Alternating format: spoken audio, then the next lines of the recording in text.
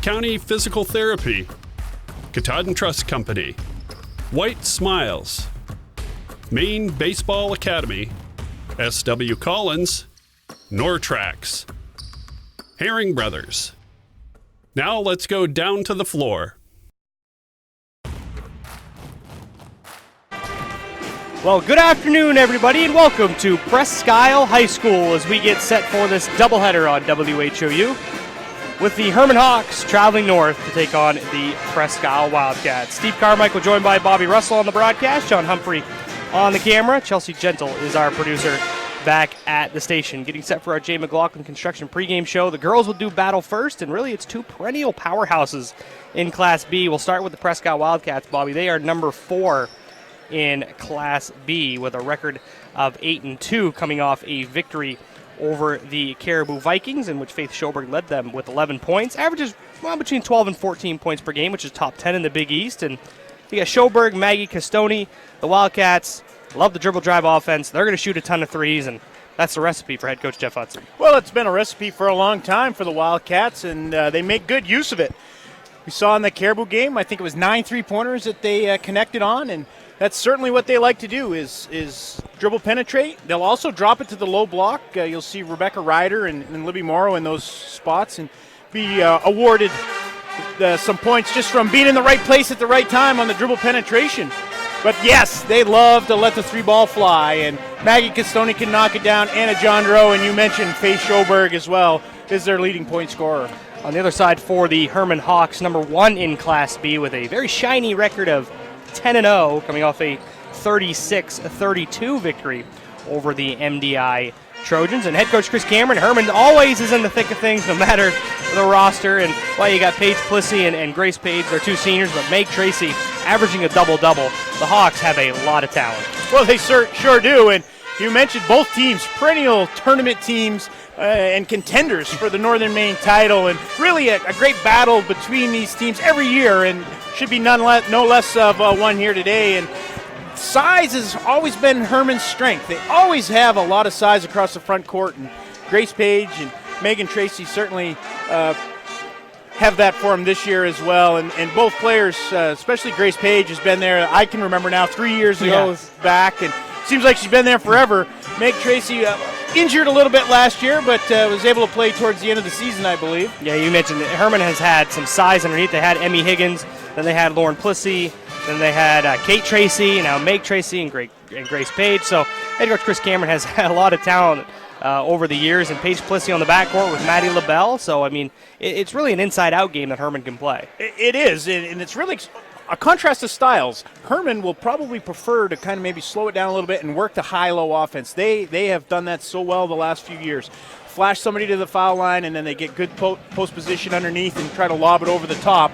Presque Isle knows it's coming, and they've had great game plans defensively throughout the course of the year, and they've only gotten better defensively. So this is going to be a good matchup. Yeah, really looking forward to this one. 2 top 4 teams in Class B. We'll take a 2-minute break in our Jay McLaughlin Construction pregame show. When we get back, we'll talk about these 2 teams a little bit more and get set for tip-off between Hermon and Presque Isle on WHOU. Out here, builders choose Advantech products to provide a durable base that helps prevent bouncing and warping. So in here, you can enjoy the beauty of luxurious finished floors without worrying about pops, squeaks, or creaks. Because out here, and in here, there's no better sound than the peace and quiet that comes from Advantech products. The flat-out best for a quiet, stiff floor.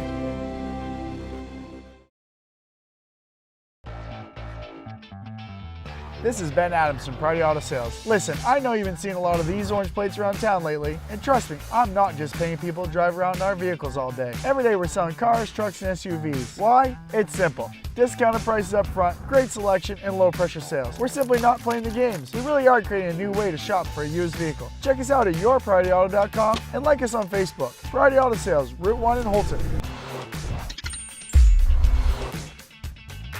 Aroostook Limousines and Ace Rent-A-Car get you there in style. Aroostook Limousines has 8 and 12-passenger limousines and a 20-passenger party bus for evenings out, proms, weddings, birthdays, concerts, whatever the celebration. Travel anywhere in-state. And Ace Rent-A-Car specializes in insurance rentals and has locations in Presque Isle, Holton, and Patton at Savage Paint and Body. Ace offers everything from compact cars to vans. Ace Rent-A-Car. We do it right and we make it easy. Reach both businesses at 768-7368. Nortrax is your John Deere construction and forestry equipment dealer for the entire state of Maine. Whether you're working hard in the woods or digging in the dirt, Nortrax has the new and used heavy equipment you need. Count on Nortrax for 24-hour parts and service support, plus around-the-clock machine monitoring with JD Link. Our service technicians, parts specialists, and product support technology reps are here to serve you. We stand ready as your John Deere construction and forestry equipment team in Maine. Back at Presque Isle High School on our Jay McLaughlin Construction pregame show. Hermon and Presque Isle getting set to do battle. About 6 minutes left in warm-ups. Looking at the Class B landscape, Bobby, as I mentioned, we have 2 top 4 teams doing battle here. Hermon number 1 and the Wildcats number 4 currently. As we're getting just a bit past halfway now in the season as both these teams have played 10 games. Waterville sitting number 2 out of the KVAC, 9-1 on the year. Then you have Holton, a team that moved up from Class C last year into Class B. They're 7-4. They sit number 3, a team Presque Isle will play next week.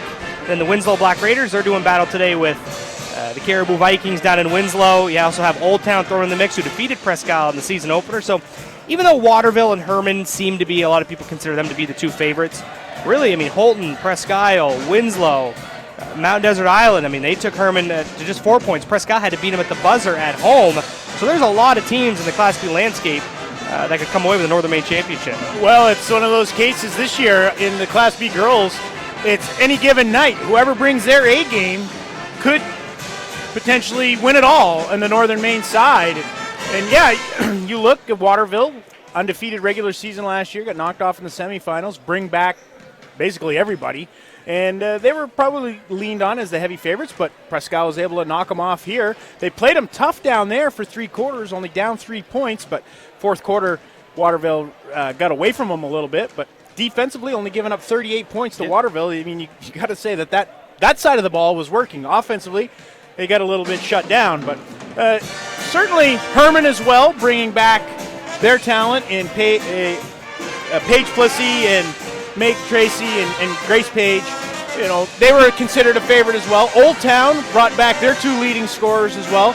Presque Isle brought back a core of kids. So, you know, it's one of those things on any given night. You got to play well every time you step on the floor. Back to Presque Isle, I think a pleasant surprise this year has been the play of Libby Morrow, who we suspect will get the defensive assignment against Tracy underneath. But she hit the game winner against MDI and inserted into the starting lineup this year. So I think, well, head coach Jeff Hudson, he raves about Morrow's work ethic, and she really can dominate the glass. Well, if you watch her out there, she just is hustling all the time and scrapping and digging and has a knack for finding a rebound and usually does get assigned the other team's best post presence.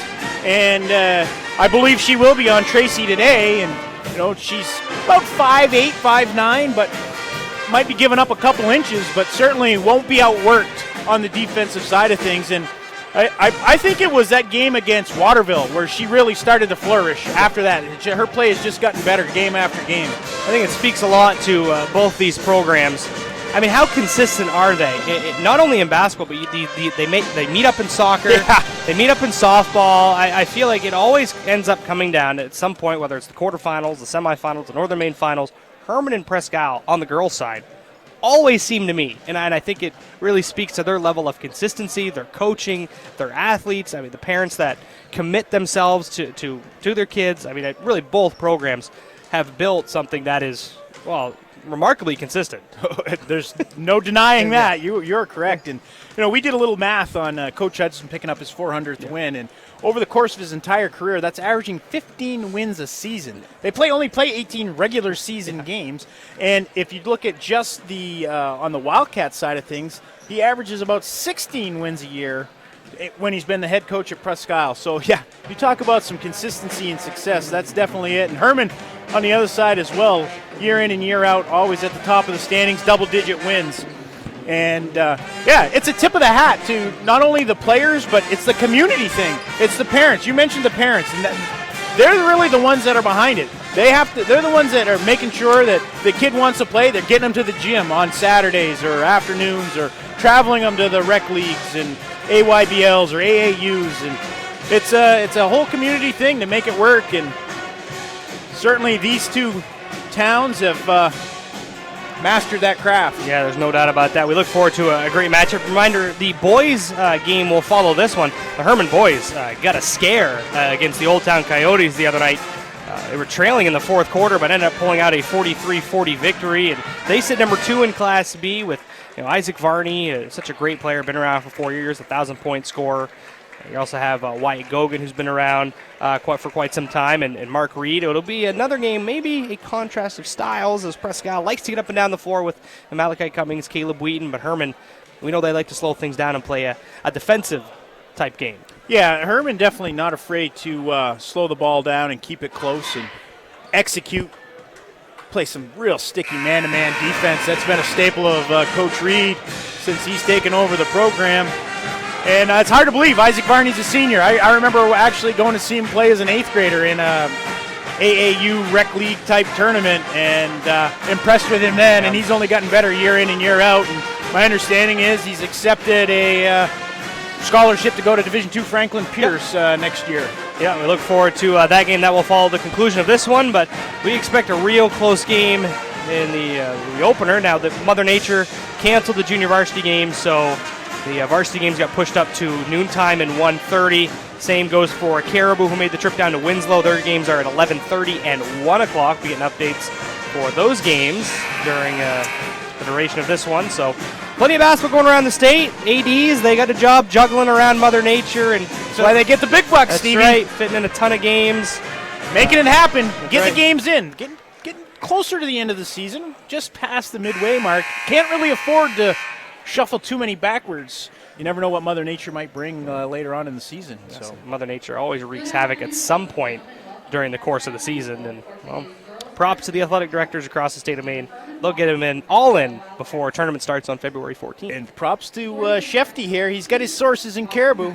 We'll be all updated throughout the course of the afternoon here. We'll know exactly what's going on in Winslow. Right now we are meeting the honorary guests here at Prescott High School, the Aroostook County Snow Dogs, sitting across the way. The Special Olympians from Aroostook County. They always are real competitive in their season and tournament. You know, that our friend Spencer King has taken over the program. Yeah, Brian Hamill was before the head coach. One of the managing partners of one of our fine sponsors, Thompson Hamill, stepped down as head coach, as he's been controlling a lot in the Bangor office for Thompson Hamill. But Spencer King works for another one of our sponsors, MMG Insurance. Stepped in as the head coach. Yeah, matter of fact, Spencer's right in the front row. Yep. Looks like with his daughter. I don't know if we get a shot of that. Have to get our cameraman and make sure he gets all the shots of everything so far this game, and he did. So props to Mr. Cleve on the camera. Yeah, we've even refrained from the ceiling so far today. Right now we'll send it to public address announcer Hallie Bartlett for the starting lineups, brought to you by the County Federal Credit Union. Number 3, Allie Cameron. Number 10, Ashley Cody. Number 13, Charlotte Aaron.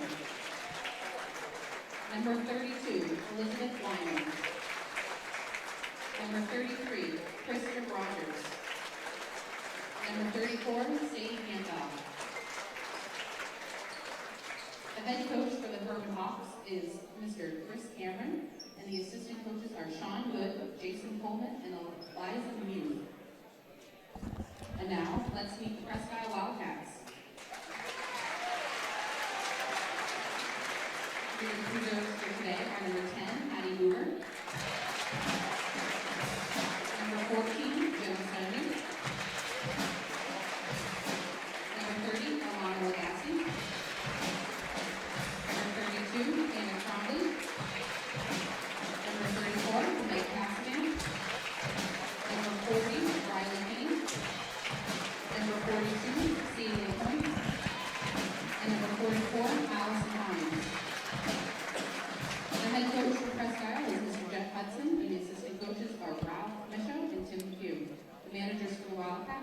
Riley Davis and Carly Durrett. And now, let's meet the starting lineups.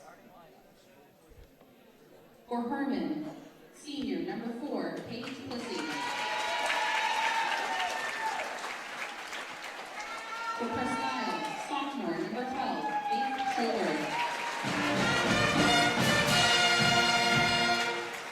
For Hermon, sophomore, number 11, Maddie LaBelle. For Presque Isle, freshman, number 20, Anna Jandro. For Hermon, sophomore, number 12, Sydney Gallup. For Presque Isle, senior, number 22, Libby Morrow. For Hermon, sophomore, number 23, Megan Tracy. For Presque Isle, senior, number 24, Maggie Costoni. For Hermon, number 25, senior, Grace Page. And for Presque Isle, senior, number 50, Rebecca Ryder.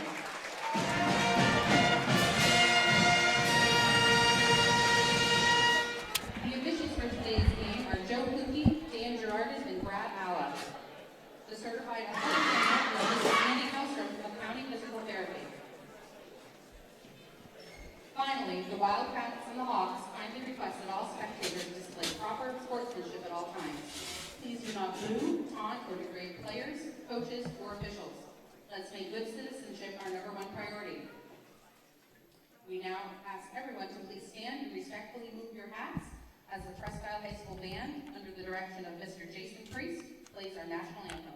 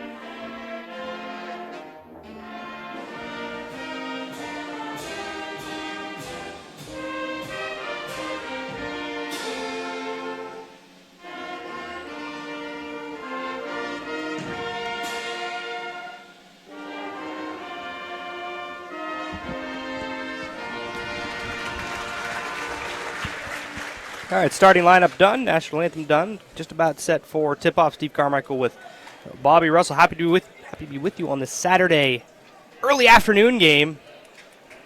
Bump the schedule up. That's right. Officials are Mr. Kluke, Mr. Girardin, and Mr. Alla. Presque Isle will start their usual Schoberg, Jandro, Morrow, Costoni, and Ryder. Hermon with Plissy, LaBelle, Gallup, Tracy, and Page. Presque Isle, the home white uniforms. Hermon in the visiting royal blue.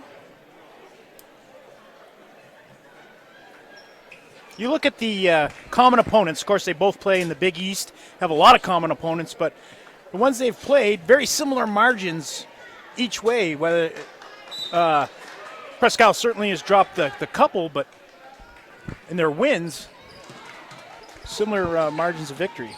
And MDI being the last one for Hermon, and by 4. Presque Isle beat them by 2. Hermon will get possession to begin the game. And no surprises, Presque Isle starting a man-to-man. The only thing we miscalculated, nice dive help side by Costoni, is Libby Morrow starts on Grace Page, Rebecca Ryder on Megan Tracy. They have that help side defense to prevent the lob pass, but a turnover on the other end. Plissy recovers it in transition, finds LaBelle, puts it up and in. Well, LaBelle over on the right side of the floor, and Presque Isle defense all back in the middle of the paint. Nobody recognizes her except for Plissy. Morrow up with the left hand gets fouled by Tracy. And that'll be 2 free throws for Libby Morrow.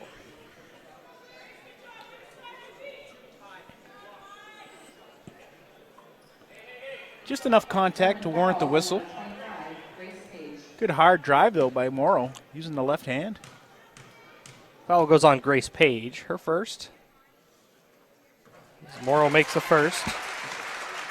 I mentioned, the Waterville game, she seems to have flourished since that particular game in offensively attacking the basket more as well.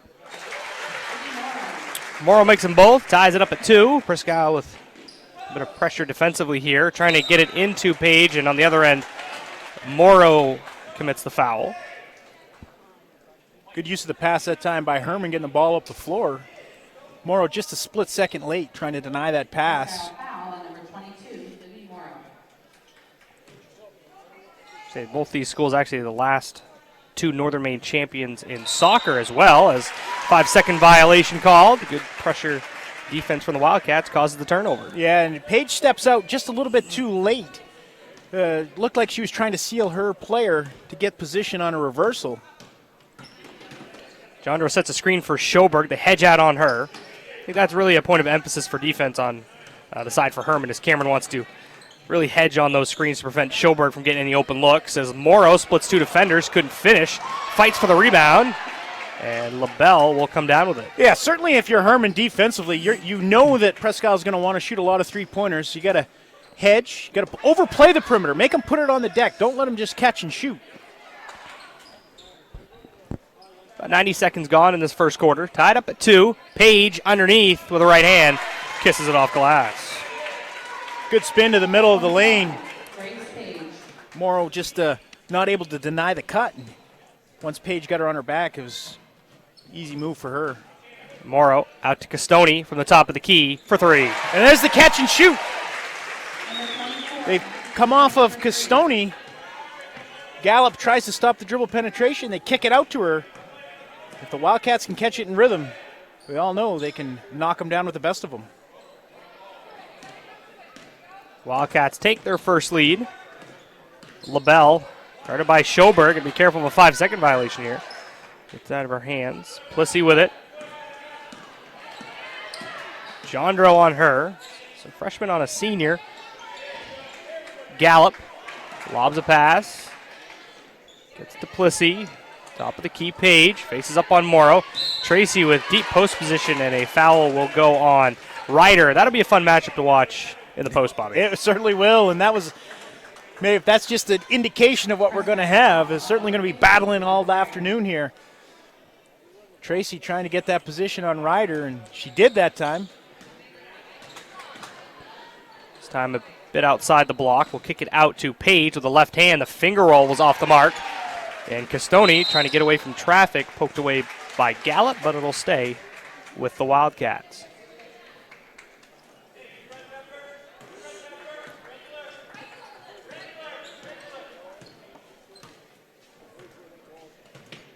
Jondro.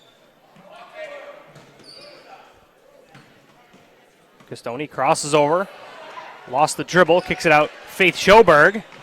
Too strong on the 3. Page recovers. And Hermon heads the other way. Gallup. Tremendous soccer player for the Hawks.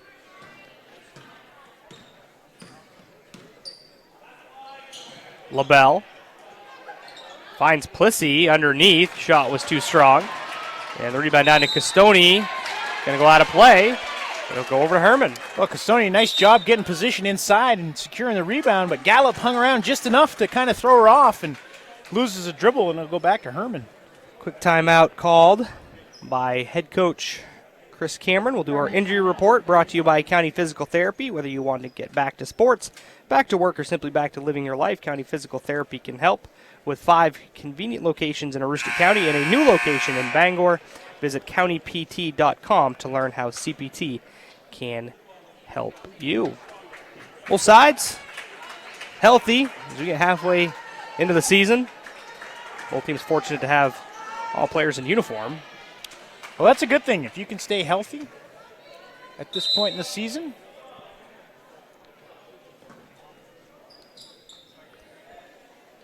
Avoid those nagging injuries. That's right. 4.5 minutes remaining in the first quarter. So the Wildcats still lead by 1. 5-4. Backdoor feed. Gallup gets tripped up by Castoni. You can see that Hermon really looking to go backdoor if they don't have the post position. That time Gallup makes a nice cut. Unfortunate. Unlucky there for Castoni. She went down and Gallup tripped over her. Ball on the hardwood once again, this time recovered by Maggie Castoni. Schoberg in transition finds Morrow. Backing down on Page, rejected by Grace Page with a left hand. And she timed that well. Knew, he's kind of sensed that Morrow was going to turn back into her and just waited. Page on the other end couldn't finish. Castoni hauls down another board but lost her footing. That'll be a travel, be Hermon basketball. Tried to keep the dribble going as she was going down, but took one, caught it, then falls.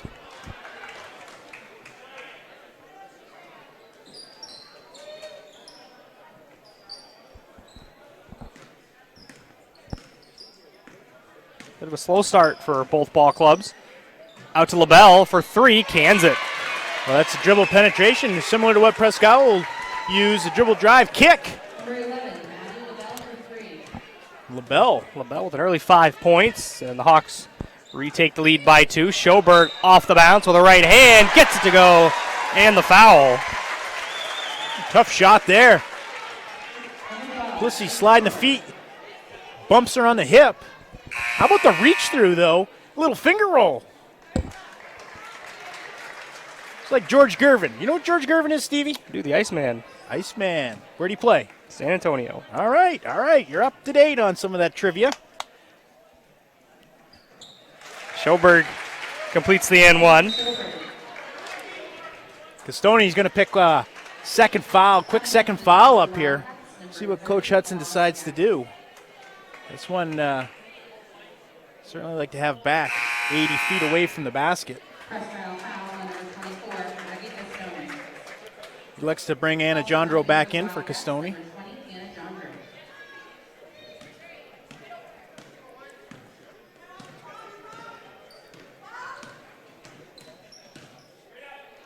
Plissy danced on the iron and popped out. That's a good job of Anna Jondro, just moving her feet, staying in front of Plissy. Lagasse hit 3 threes in their win against Caribou, was off the mark there. 3 big ones, too. Yes.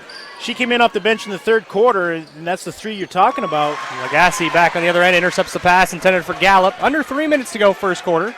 Wildcats holding on to a 1-point advantage. Jondro will let it fly and drill it from deep. Deep is right, probably 3 feet behind the line, and it was Gallup, I believe, out there with no hand in the face, and Anna Jondro says, I'll take it. Underneath, they get it to Tracy with deep position, and a foul call looks like will go on Anna Jondro.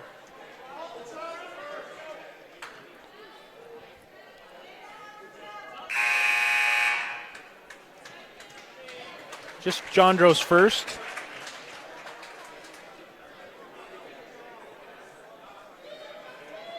LaBelle off the inbounds pass.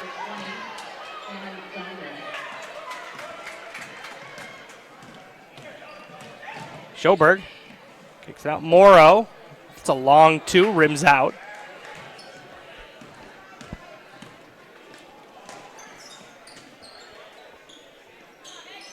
Tracy kicks it out to Cameron, who's checked in.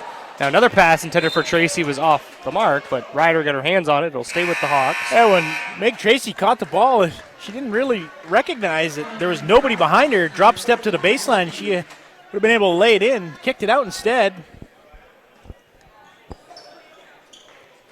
Underneath, Page double teamed. Jondro will clear it. 2 minutes to go first quarter. Wildcats with their biggest lead at 4. Jondro tries to turn on the afterburners. Gets fouled by Cameron. A lot of sophomores on this Hermon Hawk team. 6 of them, 3 of them in the starting lineup. Yep. And Cameron's just a freshman. Young ball club. Schoberg. Who else is young? MDI. They play Yes. a lot of sophomores. Morrow, that's going to be a block on Page. Count it and the foul. Oh, she goes down hard. Getting up, though. That'll be number 2 on Grace Page.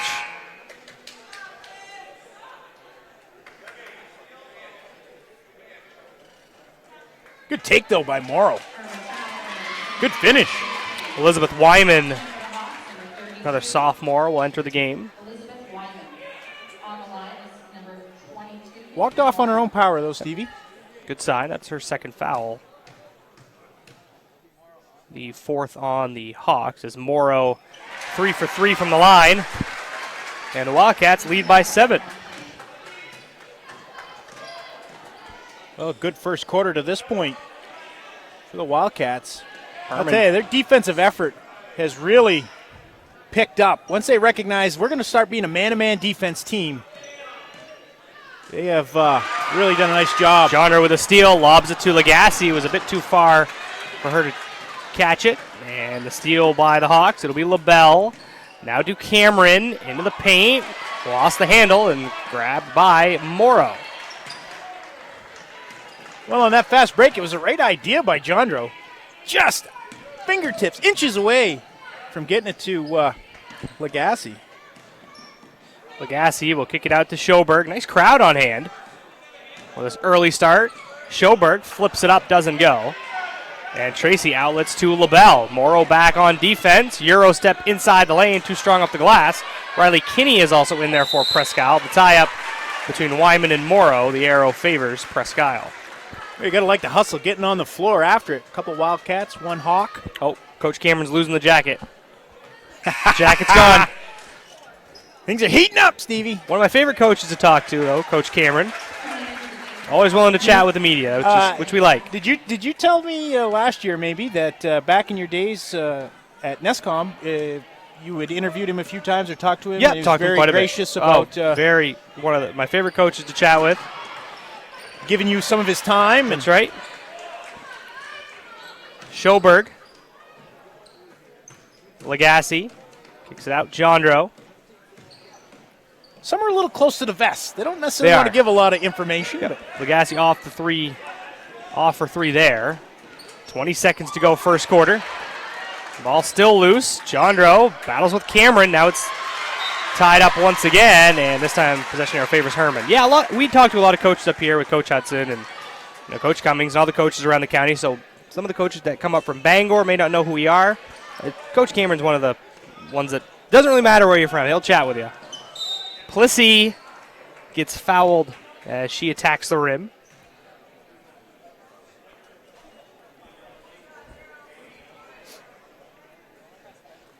Presque Isle foul on 40. Riley Kinney on the line, number 4, Paige Plessy.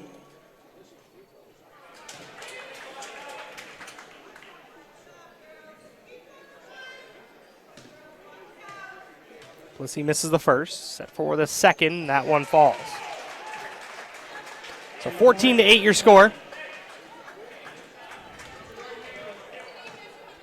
7 seconds to go first quarter. Kinney tried to set a screen for Schoberg. Lagasse out to Cassavant. Gonna run out of time here. They do. It won't count even if it goes. She couldn't get the shot off in time. And that will do it for the first quarter of play. Presque Isle leads it 14-8.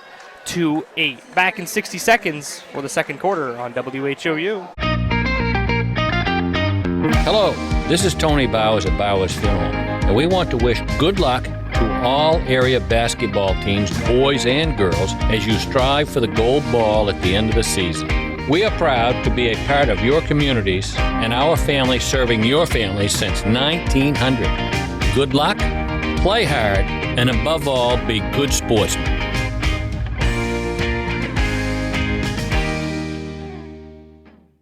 Katahdin Valley Health Center, or KVHC, is a network of 6 community health centers dedicated to providing affordable, comprehensive, and high-quality care to people of all ages and incomes. We accept all patients and insurances, including those who are uninsured or on main care. Our committed patient care team is here for you, offering an extensive range of services to provide you with quality health care. We're creating healthy communities starting with you. Call or visit our website today.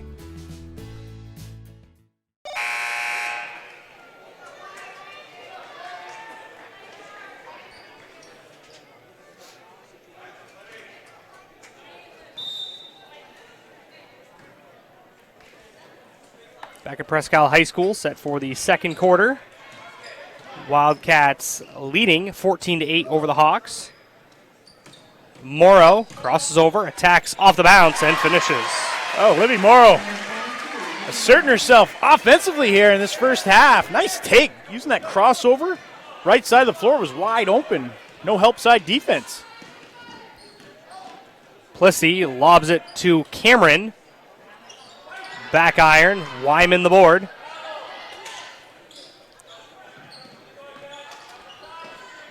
Lob pass underneath, looking for Wyman. Couldn't catch it cleanly. Her sneaker was out of play. It'll be Presque Isle basketball.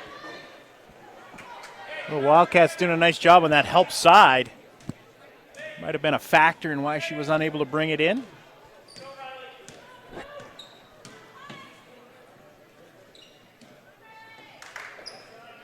Cassavant swings it to Jondro. Morrow. Jumper no good, and a push on Kinney. That'll be the 7th team foul on the Wildcats. Yeah, that's one where she was out of position. And, obviously you want to try to contest for the rebound, but sometimes you just have to say, it's yours, get back and play defense. That's her second foul. Going to come to the sideline after that one. And for the Hawks, number 13, Charlotte Perrin.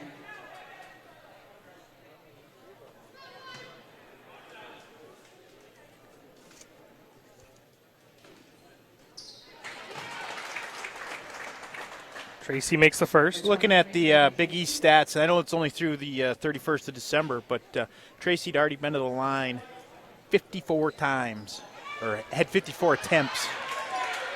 Splits a pair there. 16-9. Jondro with the right hand. That's great defense right there from Cameron, and she tied up Jondro. It sure was. Excellent defense. Stuck right with her, and when Jondro showed the ball to go up for it, she latched on.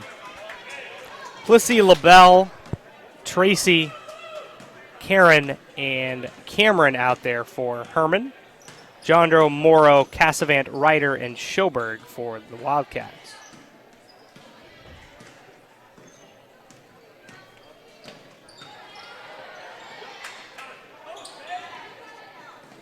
LaBelle. Tracy. Left it short. Ryder rips it away from her. And outlets it to Schoberg in transition, trying to find Cassavant. Ball loose and picked up by Karen. Yeah, that was all created, though, by Paige Plessy, anticipating the pass. She's the one that deflected it. She gets about 4 steals a game. Cameron, that'll be a 2 if it goes. It doesn't. Morrow tips it and recovers it. Looks like she was trying to tip it to Ryder. And the last 2 possessions, Wildcats getting real tough on the defensive glass. Morrow off the handoff and a block on Karen.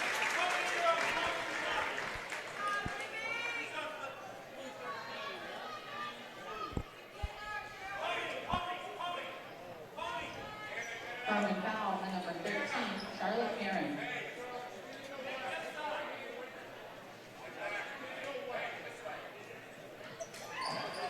Inbound pass to Morrow, wide open. You can hear the bench over here directing some traffic, and they got exactly what they were looking for. Uncontested, weak side. Underneath, LaBelle puts it up, doesn't go. 5.5 to go, second quarter. The Wildcats lead by 9. Post-entry pass to Ryder, kick out Cassavant, swings at Morrow. Once again, they let her go off the dribble, couldn't finish that time. Well, they're certainly liking that matchup. It looked like they isolated the right side of the floor that time for Morrow. One of the few times she's been unable to connect. Foul here goes on Libby Morrow. That will be her second, I believe.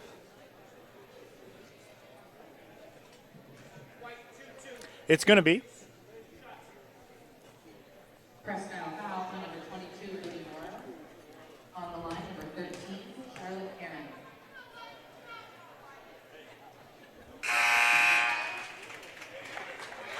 Karen misses the first. Lena Legassi comes back in for the Wildcats.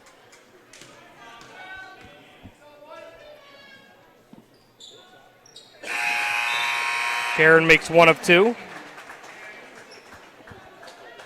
Sydney Gallup back in after the made free throw.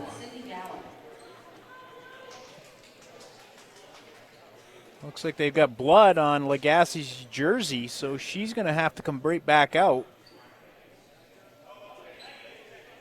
Gets Castoni in. Legasse will go to the trainer's room to swap out jerseys, I'm going to guess.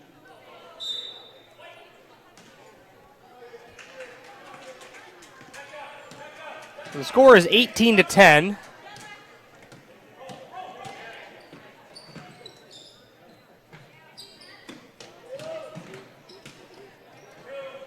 Cassavant gets into the lane, finds Ryder. Castoni with a right hand. Kicks it out. Schoberg will let it fly. I think Plissy got a piece of it. Yeah, Faith Schoberg's shots don't come up that short, no question. Plissy able to close out. Mid-range jumper for Plissy misfires, and I think they might get Ryder here. She popped Gallup in the side of the head. What makes you think that, Stevie? The clothesline off the top rope? Now it looks like Tracy is also down holding her nose. That was just a part of the collision. No question that Ryder came crashing in. And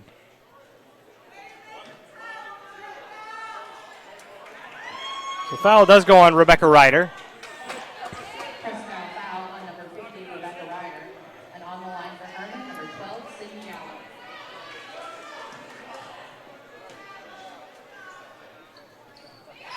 Gallup makes the first. Coming into the game for the Wildcats, number 40, Riley Kinney. Riley Kinney checks in. 4:33 to go second quarter. It's 18-11. This Gallup will get one more. Cans that one as well. Number 12, Sydney Gallup for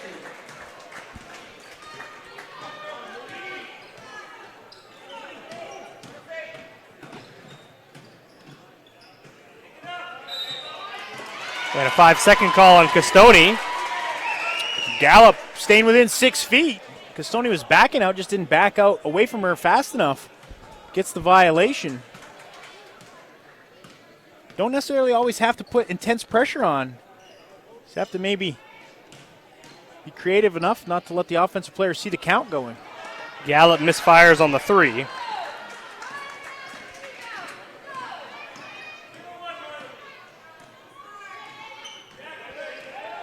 Schoberg finds a seam and banks it in.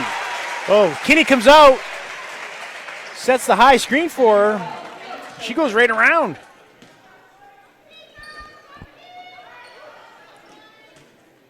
Cameron gets a screen, lobs it to LaBelle. Cassavant poked it free and recovered by Schoberg. Lobs to Jandro. Tried to find Castoni. Plissy does a great job. She is always in the top 5 in steals in the Big East. Certainly is, and gets about 4 a game for the Hawks. Lob pass intended for Tracy, stolen away, and then the Wildcats give it right back. Well, you hate to have that happen if you're the Wildcats. You play that great defense and then turn it right back over, but they get out without giving up any points. Schoberg. Pass to Castoni. Gallup right on her. Needs an outlet and throws it to Coach Cameron. It'll be Hermon basketball, and head coach Jeff Hudson wants a 30-second timeout. We'll take it with him. 20-12. Wildcats lead the Hawks. Back in 30 seconds on WHOU. This is Neil. Can I help you? You're where? I'll be right there. What'd you guys do? Giving steals. That's all you did? Yes. There's nothing wrong with that. I guess there is something wrong with giving away steals. Still, this 2016 CRV SC now only $17,995. I don't know why. They were good steals.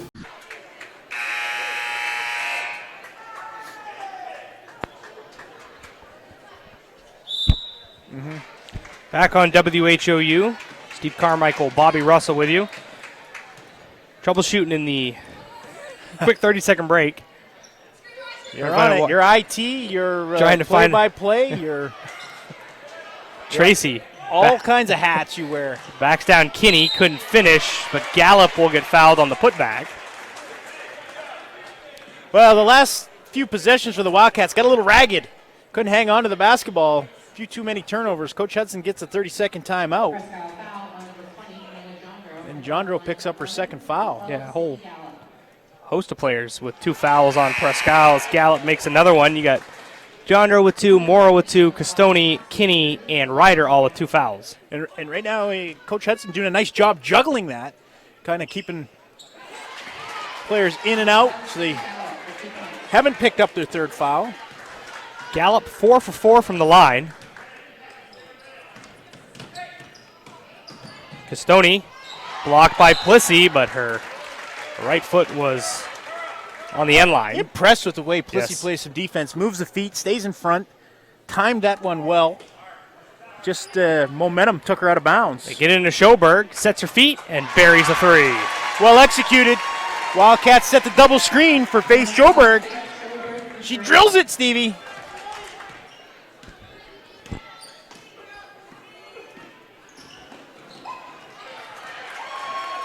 Stolen away by the Wildcats. 2:10 to go first half. Kinney off the nice pass from Schoberg. Couldn't complete the fast break. And she ran the floor well, too.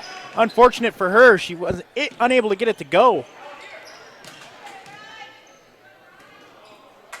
Cassavant almost came away with a steal. LaBelle, her 3-pointer was too strong, and rebound down to Lagasse. 1:45 to go second quarter. Schoberg faces up on Plissy. Dribble handoff to Meg Cassavant. When you talk about the 2 fouls, Stevie, Wildcats doing a nice job maintaining the 9-point lead with 3 starters on the bench. Plissy to the basket. Can't finish. There's been times where Hermon's outworked them on the offensive glass, but overall, in this first half, the Wildcats have done a nice job limiting, controlling the defensive boards. And that's what they're going to have to do throughout the entire course of the game, giving up the height advantage. Cassavant will be called for the push there. Be the first on Cassavant. That'll send a Hermon Hawk to the free throw line for 2. It'll be Maddie LaBelle. Going to the line for Hermon, number 11, Maddie LaBelle.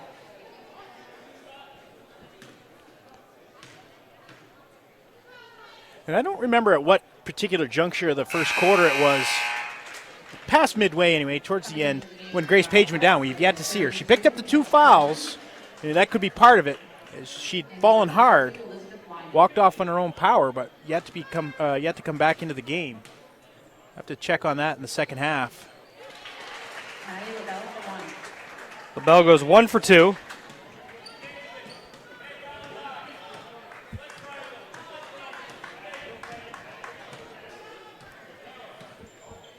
Under a minute to go. See what the Wildcats have in store for the end of the quarter. Kinney's mid-range jumper follows her own miss. Finds Schoberg across the arc.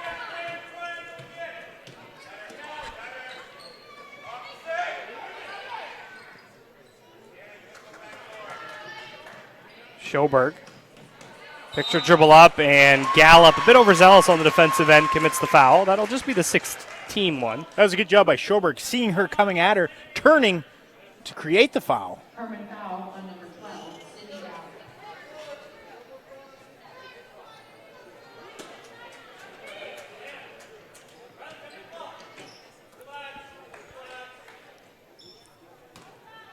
Wildcats certainly trying to hold on for one. Hermon not making it easy on them. 20 seconds to go.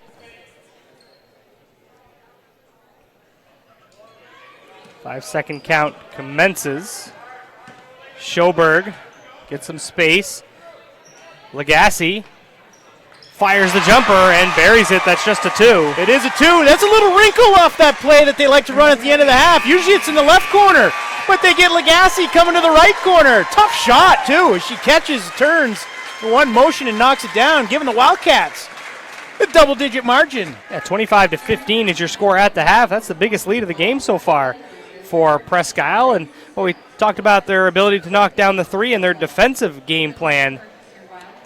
That's what they do against Hermon. They always come up with that defensive plan because they know the high-low is coming, and so far in the first half, it paid off. It certainly has, and I'll tell you one thing that the Presque Isle Wildcats do under Coach Hudson is they play some tremendous help side defense. They play it as a team, and they know Hermon is trying to go high-low and get the ball inside.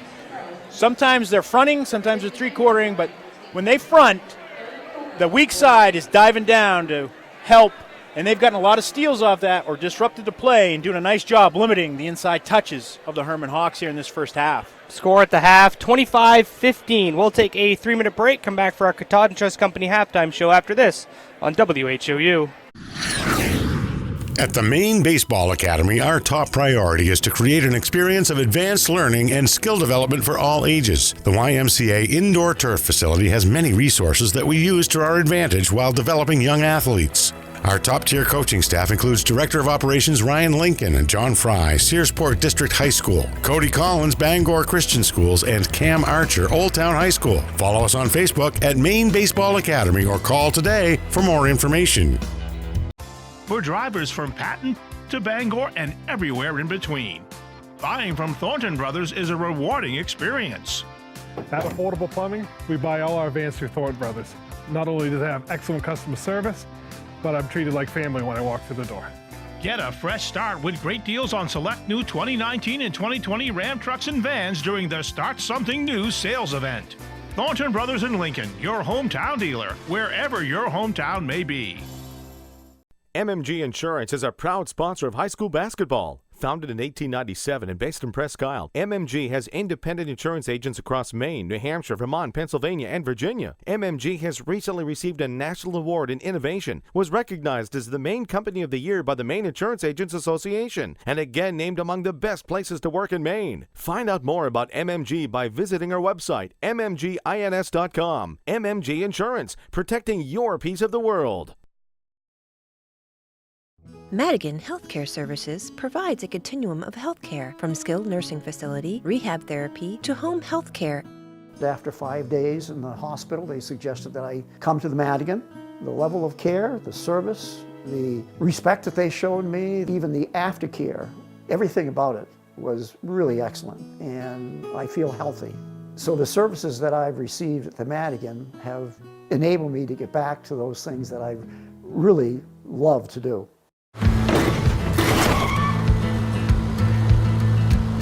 Sorry, Dad. Sure, you could get him a new car. Sorry. You could also light a pile of money on fire. Sorry. Because as long as Mr. It wasn't my fault takes the wheel on occasion, maintaining this car is your best option. So keep it running longer, stronger, with quality parts and a whole lot of Napa know-how. Dad, where are you going? County.me, your source for county-wide sports, including scores and highlights from the greater Holton, Presque Isle, and Caribou regions. We also are the source for all the latest daily news and community happenings for readers of the Holton Pioneer Times, the Star Herald, and the Aroostook Republican and News coverage area. Visit us now on the web at thecounty.me.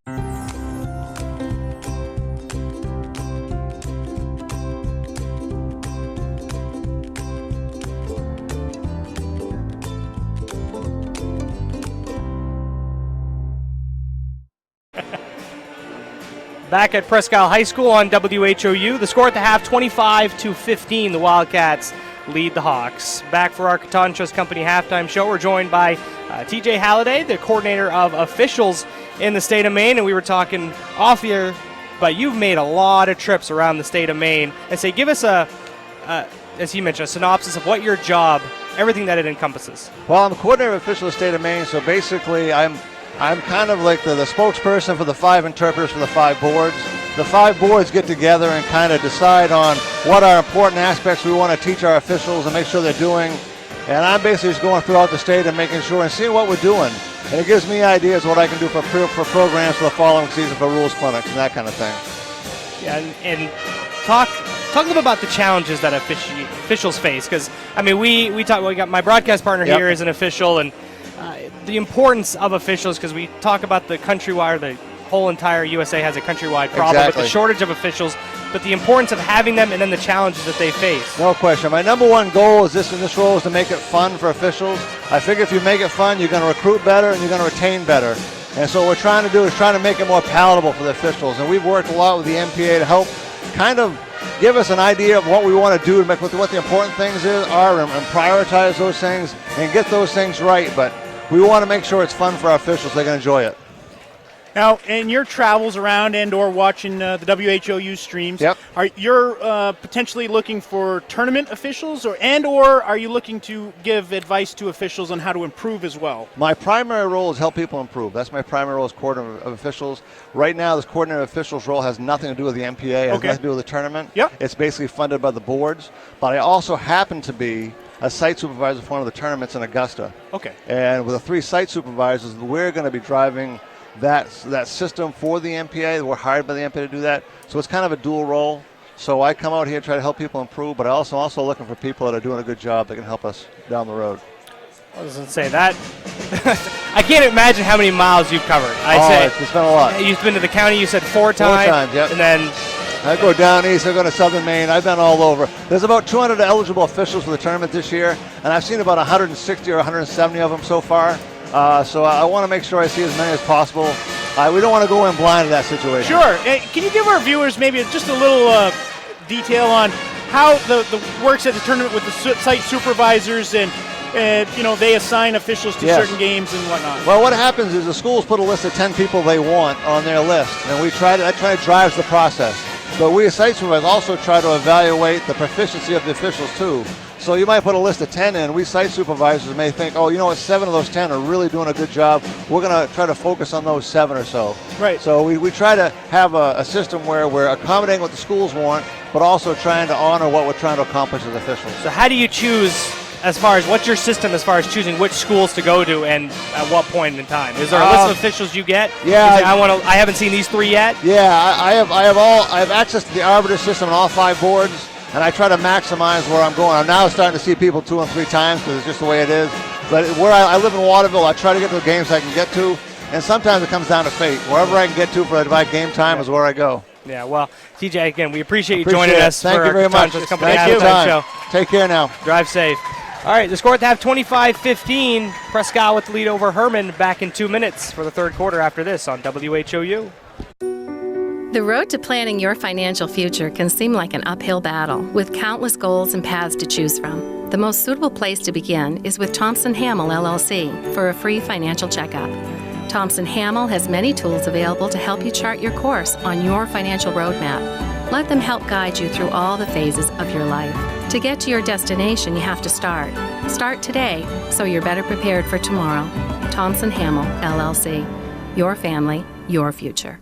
Don't get flush traded. Get Rick Hannigan Plumbing and Heating to handle all your pipes. Master Plumber Rick is ready to get your pipes back in action. Give Rick a call today at 538-7131 and like him on Facebook. Scoville Building Supplies may be a little store, but it's a whole lot more. You can find most anything you need at Scoville Building Supplies: plumbing, painting, lumber, windows, or doors. Everything you will need for your construction, remodeling, updating, or building. Call Scoville Building Supplies today at 425-3192. Lincoln Power Sports is the leading ATV, snowmobile parts, accessories, and outdoor equipment dealer in Lincoln. Whether you're looking for the latest new products from BRP, Can-Am, Skidoo, or today's best clothing and accessories, we've got it. It's no wonder riders and customers trust Lincoln Power Sports for ATV and snowmobile service and installation of parts and accessories. Stop by our store or browse our extensive online catalog from anywhere in the world. Call 207-794-8100. We would love to hear from you. Be good for Nana, okay? I love you.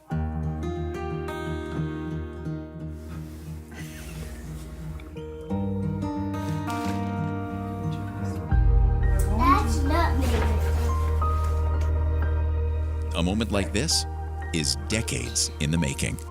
The County Federal Credit Union, partnering with you to achieve financial success so you can enjoy the moments that matter. CountyFCU.org. Type.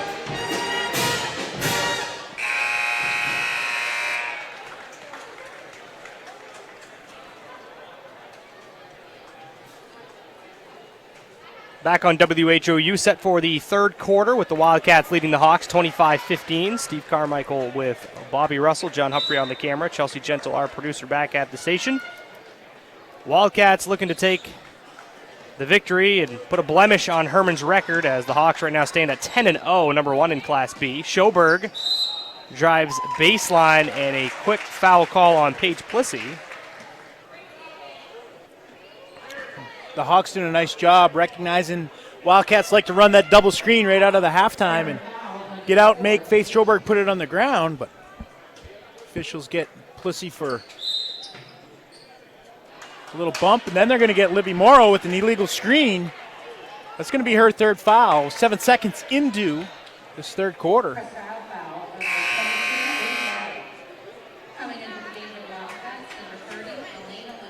Elena Lagasse will check in. That was Morrow's third. That was one of those situations trying to set the double screen for Schoberg again, and now they're going to get Ryder leaning on Tracy. A couple quick ones on the Wildcats. But sometimes you got to move a little bit in order to pick the player off, but that's on the other player as well. You got to come off the shoulder. They inbound it too. Tracy Ryder wasn't ready for it. Tracy missed. The putback wouldn't go either. Now a third crack at it was too strong. Gallup tries a fourth time. And then a tie-up. But they're going to get Tracy on a foul instead. Well, it looked like everybody stopped playing for a second there, Stevie. And Tracy recognizes, hey, I'm going to lay this in, but couldn't get it to go. Wildcats dodge a bullet there. That's just the first on Tracy.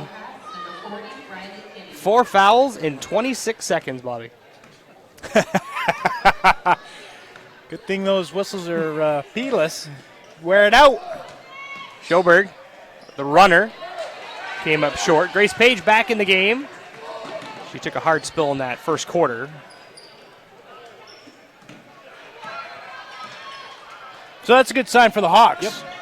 So the decision probably is more or less with the 2 fouls, keep her on the bench for the first half. And she's able to get into the second half.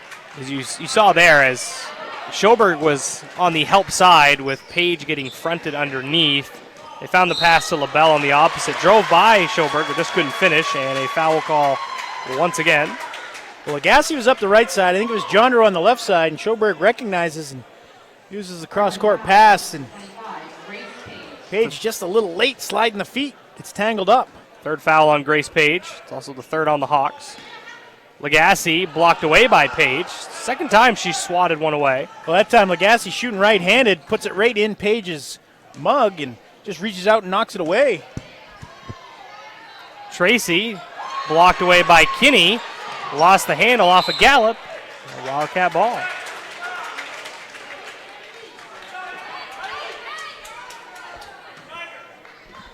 Now we see some full court pressure. Did not see that at all in the first half from Hermon.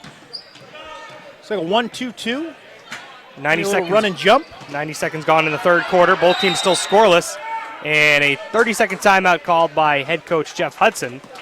We'll step aside as well. 10-point lead for the Wildcats. Back in 30 seconds on WHOU. Tired of the same old boring meals? Try something new this week. TNT Takeout at 69 High Street in Holton has what you're looking for. And believe me, the name doesn't lie. The food is dynamite. Every pizza is loaded with lots of gooey cheese and delicious toppings, from traditional pepperoni to barbecue chicken combination to vegetarian pizza or all meat. You can grab their specials or enjoy salads to food off the grill, Mexican seafood, and hot or cold subs. TNT Takeout, the convenience store that has it all. Call 521-5250. Go see the tape. Oh.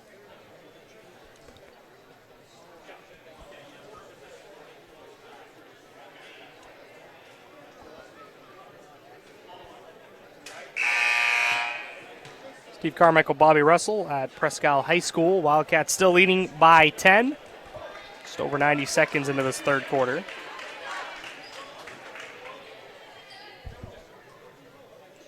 All the referees were at the scorers table. I think they were trying to iron out the timeout situation, how many each team had left and what variety. Not sure that Coach Hudson's happy with the explanation, but we're going to start play anyway.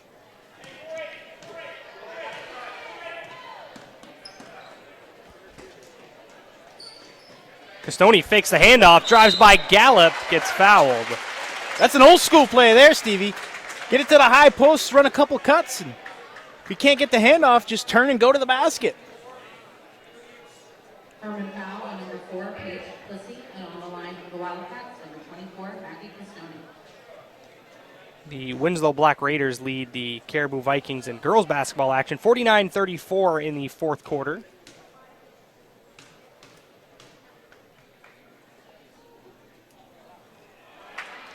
As Castoni misses the first. Bobby just confirmed. Winslow did win, so it is over now. Shefty, I can't believe I had the source before you. Well, my source down there, a little slow on the draw. He's a family friend, and I'm not sure if he's really in tune to sending me updates, although he wants them from me from here. Plissy with the left hand, able to bank it home. That's a good hard take. Don't really stop the basketball, and she's able to lay it in left-handed. And again, that allows Hermon to set up their full court defense, and Castoni dribbles it out of bounds, or dribbles herself out of bounds, and nobody over there to help her. Tried to tightrope walk the far sideline, turns it over.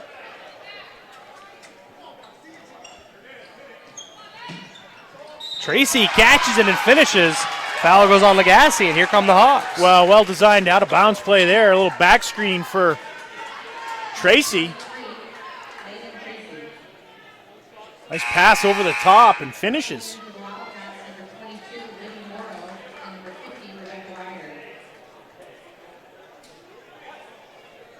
It will put Tracy at the line for one.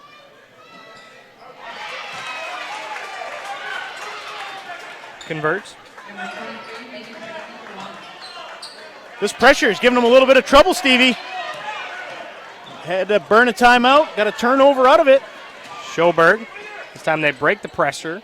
Puts up a tough floater, doesn't fall, and another foul on the Wildcats here. I think that one's going on Ryder. Morrow thinks it's on her, but it's going to be on Ryder. That's her fourth foul. Grace Page having the position on the inside that time. So from 10-point lead, they cut it in half here. 5-0 run. Give and go with LaBelle. Couldn't convert underneath. Morrow will clear it. And a foul will go on Hermon. It will be called on Sydney Gallup. Hermon crowd was looking for an offensive foul. Morrow. Castoni has some space on the near side. Tracy meets her. Castoni falls down, lost the handle, and Grace will be called for her fourth foul.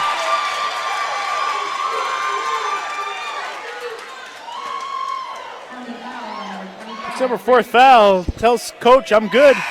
But he says, we'll have you come to the sideline. Let's not pick up our fifth foul in the third quarter.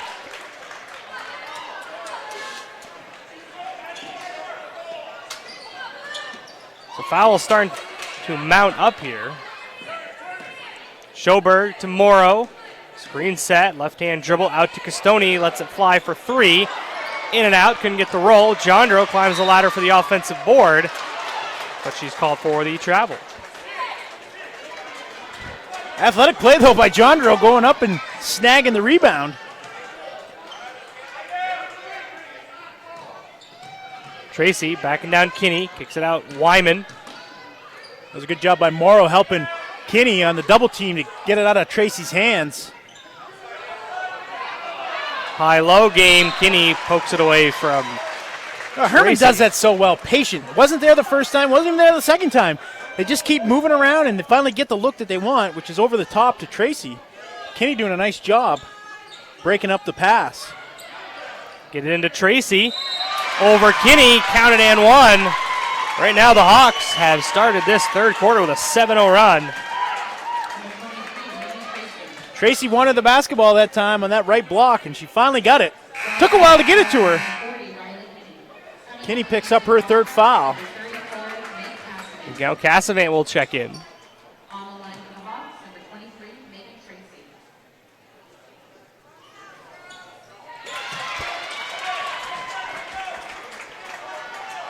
Tracy's got 6 in the quarter. 25-23, an 8-0 run for the Hawks. They find Cassavant on the right side for three. That's a big shot from Meg Cassavant. Well, that's the first time they've really handled the pressure well. Got the ball to the center of the floor to Morrow once her player left her on the double team, and nice find of Cassavant on the wing. Castoni double team. Plissy prevents the outlet to Schoberg. Hermon really turning up the defensive pressure here to start this third quarter, making it real difficult on the Wildcats. They had Castoni pinned over there.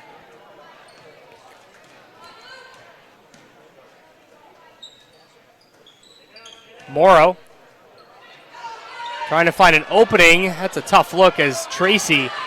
Good defense by Tracy, just holding her ground, realizing that she had Morrow bottled up. And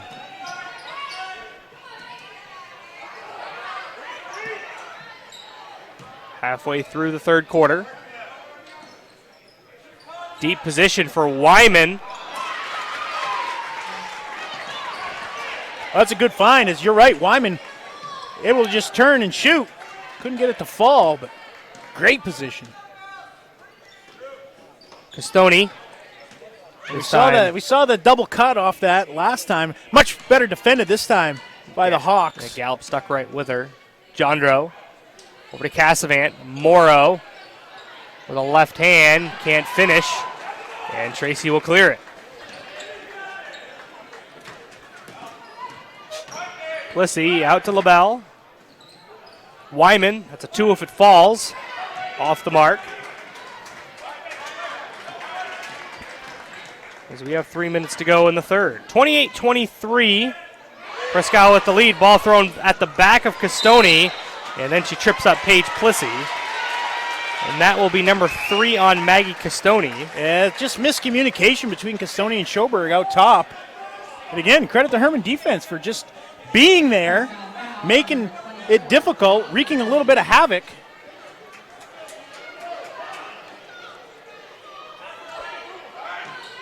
Tracy kicks it out. Wyman. They work it around. They're working that high-low game. This pass deflected by Cassavant and stolen away by Morrow. That was real well defended. Morrow initially denies the face cut. Cassavant got a hand on the entry pass. Cassavant misses on the 3.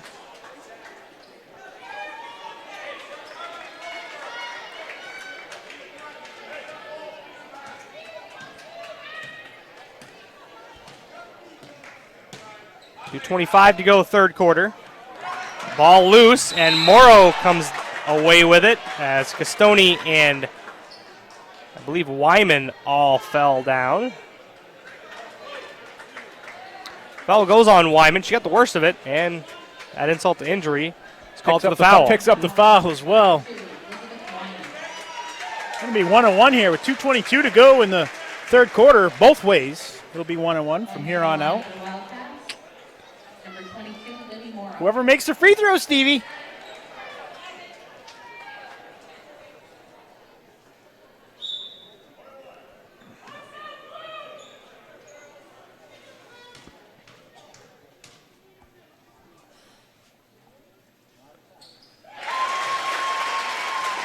In the first half, she was 3 for 3.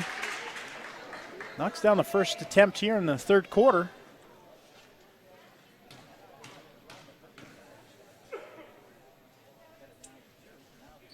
Morrow makes them both. She's into double figures with 11.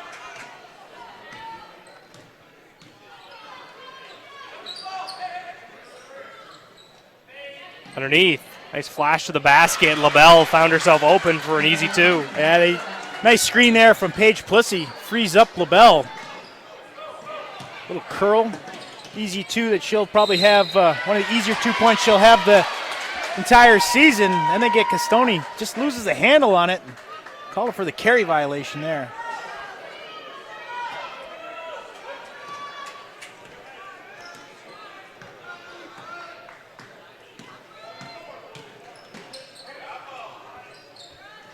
Inside the lane, Tracy over Cassavant, rolls off the rim, and the rebound down to Maggie Castoni. Is there any question where Hermon wants to try to get the ball? I think inside. And they do such a good job freeing them up, though. Able to get it in there. Castoni out to Cassavant. Can't get the 3 ball to fall. Wyman found herself trapped underneath the rim. And then a 3-second call.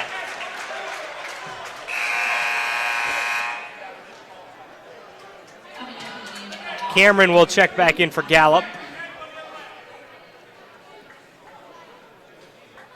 Early start for everybody, Bobby. It is. Dead ball turnover, though, allows Hermon to get set up here and maybe apply a little pressure. They're backing off from what they started the third quarter with.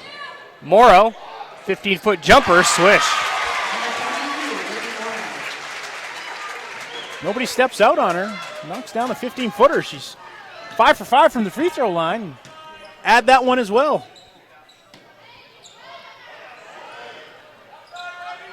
Lobs it underneath to Tracy. That's really one of the only times that Hermon has found themselves for an easy layup on that high-low, as Presque Isle has been doing a good job on the help side. They have, and the spacing that time was a lot better. Took away the help side defense, didn't allow an extra defender in there.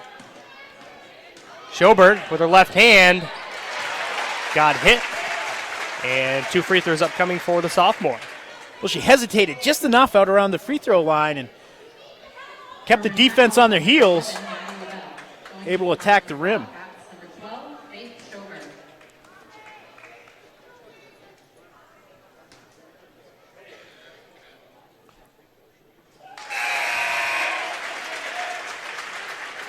You know, I was looking up the free throw percentage statistics, Stevie. Faith Schoberg's not even listed in the top 10 of the Big Ten, or Big East.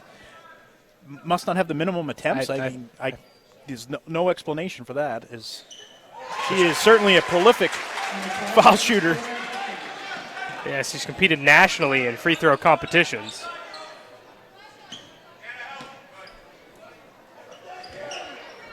(34-27) is your score. LaBelle and Schoberg battle for it.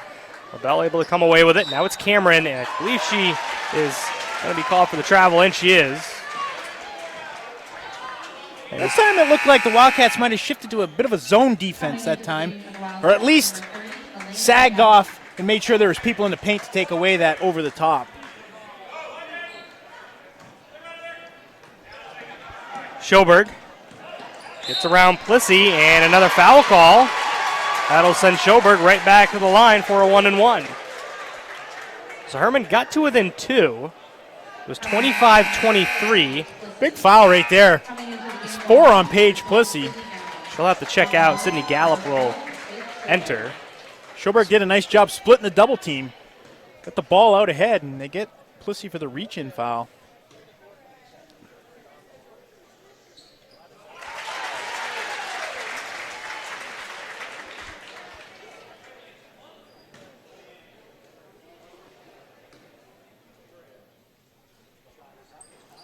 Schoberg misses that free throw. Tie up, possession arrow favors Hermon. It was a 10-point lead for Presque Isle at the half. They lead by 8 currently with 6 seconds to go. Foul trouble for both teams. Wyman will go to LaBelle. Got 2 seconds now, down to 1. LaBelle lets it fly. And that's no good. At the end of 3 quarters, it's Presque Isle leading it 35-27. Back in 60 seconds for the final frame after this on WHOU. Get a jump on your future by exploring your possibilities at Northern Maine Community College. The team of faculty and staff at NMCC will position you for a lifetime of success. With over 35 degree and certificate programs, including our newest offerings in water treatment technology, you will be amazed at how quickly your new skills will open a world of opportunity. Visit us online today at nmcc.edu. Northern Maine Community College. Succeed here.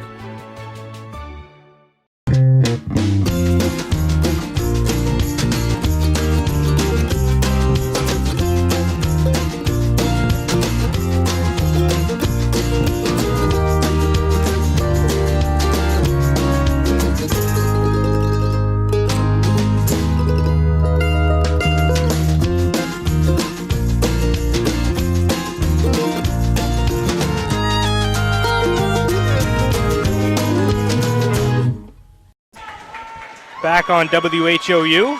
Getting set for the final stanza, 35-27. Presque Isle holding on to the lead over Hermon. Presque Isle will start with possession.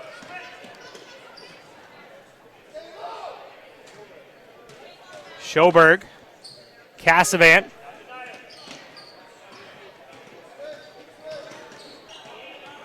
Wyman picks up Schoberg. Screen set, goes to her left, little pick and roll. Kinney dives to the rim, kicks it out to Jondro, launches it from deep, misses. Cassavant looking for the putback, banks it home. Well, that's a nice offensive set there from the Wildcats. They wanted to get Faith Schoberg the three-point shot here, but they wind up a lot of contact at the basket. No whistle that time. Put back there from Tracy. But the Wildcats wanted Schoberg. They finally get the screen and roll with her and Kinney. Great job by Cassavant on the weak side. Put back.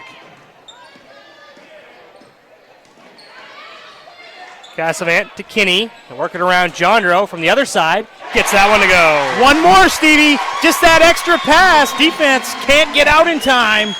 Anna Jondro knocks it down. And a timeout called by Coach Cameron. It's a full timeout. We'll take it with them.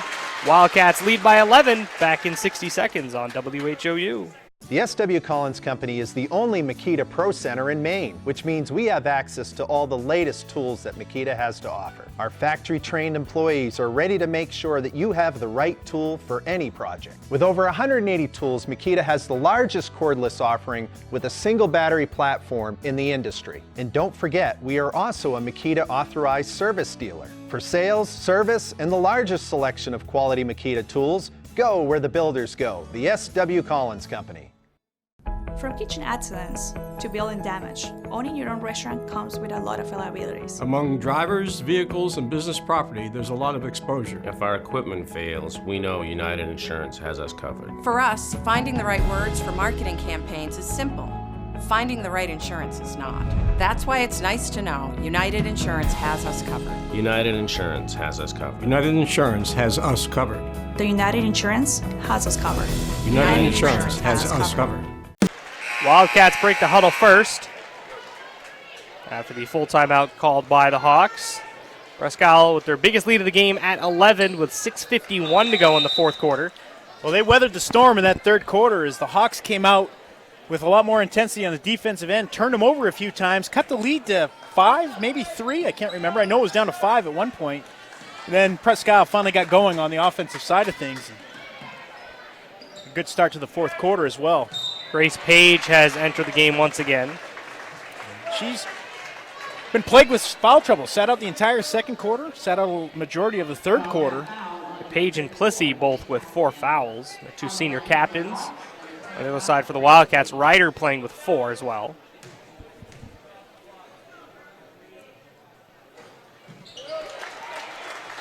Page at the line, makes the first.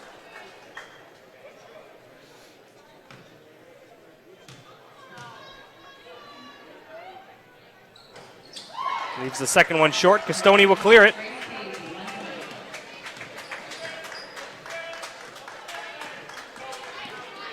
Be careful of the 5-second violation. She creates enough space there.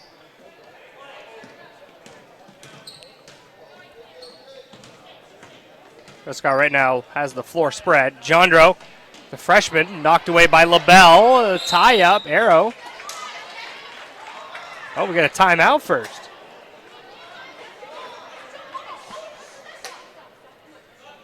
So head coach Hudson on the spot, gets a full timeout. So with 6:19 to go in the fourth quarter, the Wildcats lead by 10 over the Hawks. Score update from down in Caribou, the boys game. Caribou leading at 13-5 with 3 minutes to go in the first quarter. Winslow's already used 2 timeouts. Down in Winslow. A lot of extra going on here, Stevie, in the timeout. Yeah, the Centristic girls picked up the win over Madawaska. Boys right now have a 10-point lead at the half. As some of the Hermon players thought that was a jump ball, as did I, honestly. But Coach Hudson got the timeout. Must have been ruled that they had possession and the timeout was called before the jump ball happened. To get the timeout, I know the Hawks players were imploring that it was tied up. Castoni will trigger it in, finds Kinney. Hands it back off to Maggie Castoni, the senior guard. Now Jondro, LaBelle, very active on the defensive end. And this time she's called for the foul. That will send the freshman Jondro to the line. Oh, it looked like she had hit Jondro on the arms when she was ripping through earlier. It'll be 10 fouls now, so double bonus for the Wildcats.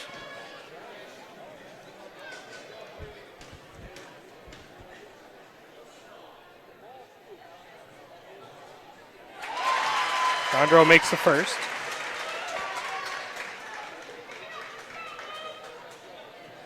How's the free throw scenario there from your book? They haven't missed many, have they? They have not. I don't keep track of misses. So we aren't 100% accurate, but I think I can only remember maybe 1-2 misses from the Wildcats. Schoberg did miss one.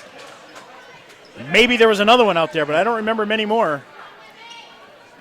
Cameron, 42-30, 5:50 to go.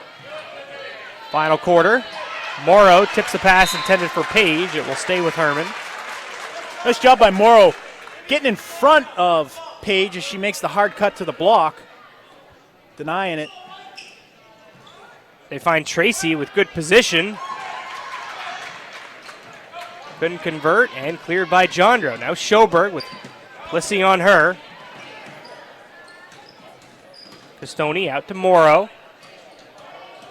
Spins into the lane, swings it to Jondro. Had to be sharp to catch that bullet. Almost wasn't ready for it, but. Castoni with a runner, got it. That's just a good patient set that time, Stevie.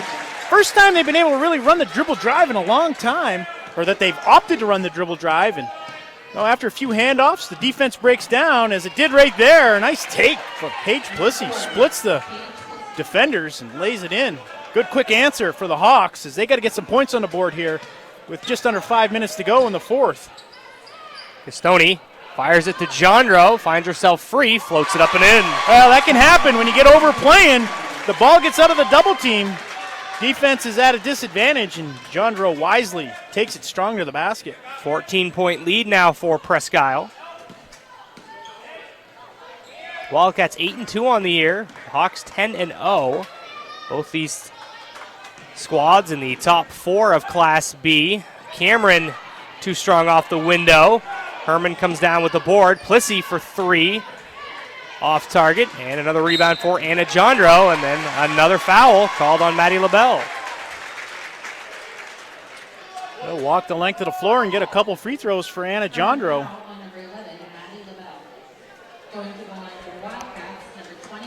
You mentioned in the last time, they've done a nice job knocking down their free throws. Taking advantage of the foul situation. They've been shooting since midway through the third quarter. Coming into the game for the Hawks, number 12, Cindy Gallup.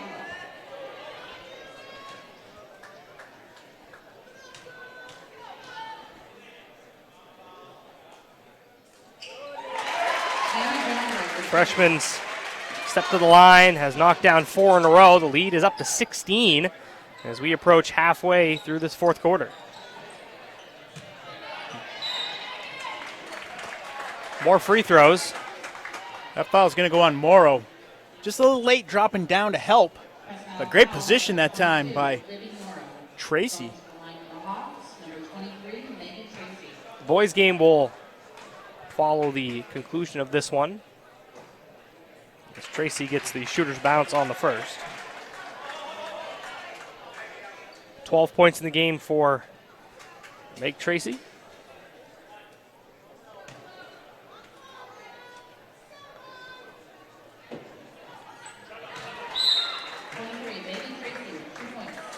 And a 30-second timeout called by Hermon. We'll step aside quickly.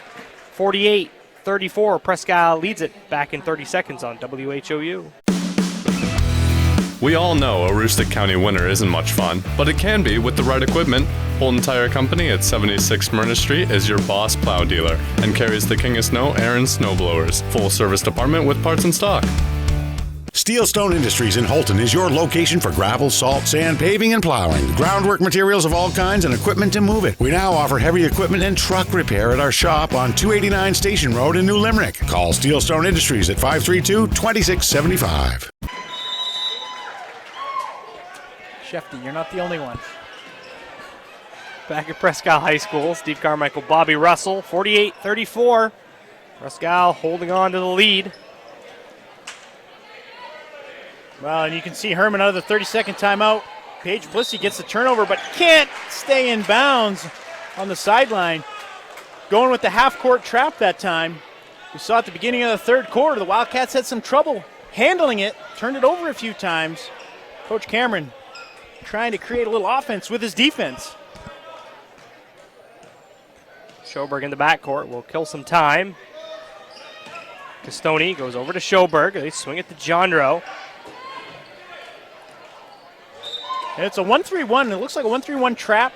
Didn't really attack Jandro, and they could have maybe pinned her down there in the corner.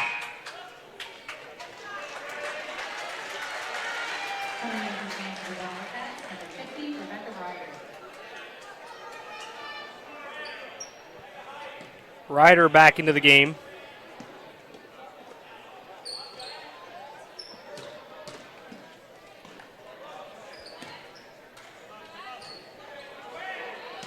The Wildcats going to use a 2-1-2 offensive approach to that 1-3-1. Castoni, and that's going to be number 5 on Grace Page.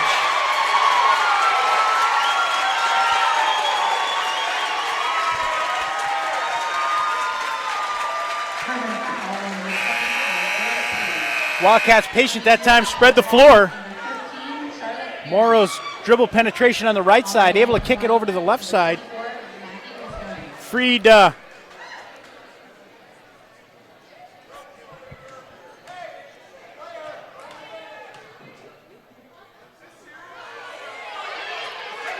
as Grace Page is now over shaking the hands of some of the Presque Isle fans. As Assistant Principal Joe Greaves and Superintendent Ben Greenlaw had to approach her, and I can honestly say I've never seen anything like that before. Never seen that in my life. Interesting. A bit of ruckus now, as I don't know if that's a technical foul or not, or what the procedure is for that. I can't answer it, Stevie. Again, I've never seen it before, but there was none called, and we're playing on from here, so.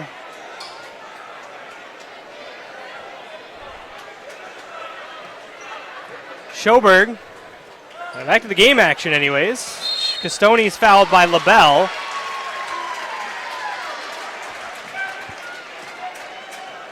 I think Grace Page has been sent back to the locker room.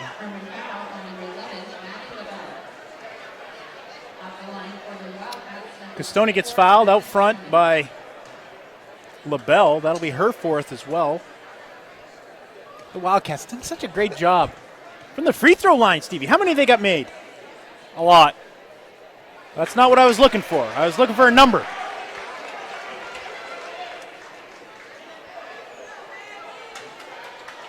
$13.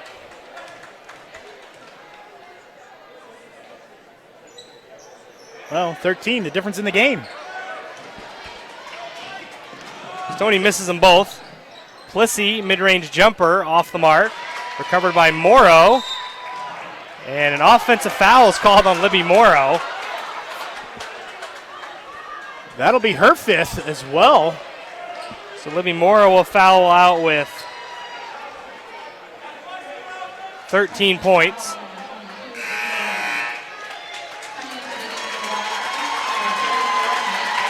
Cassavan is in for Morrow as she gets a nice ovation from the Wildcat faithful.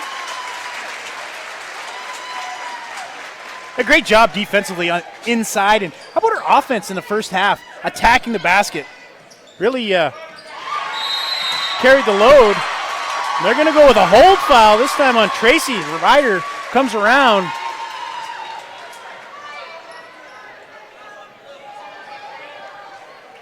That'll send Rebecca Ryder now to the line. Second on Tracy.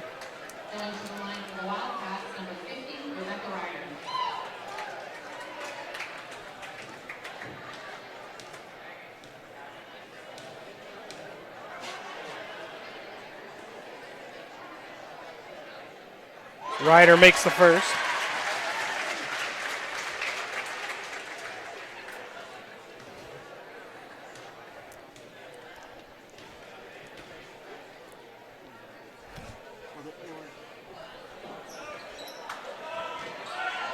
Cassavant. They're going to get Cassavant on the ground. Just enough contact there on Sydney Gallup.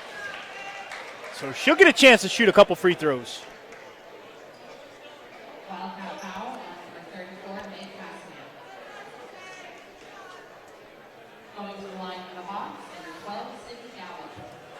So Sydney Gallup at the line now. It's been a free throw shooting contest for most of the second half.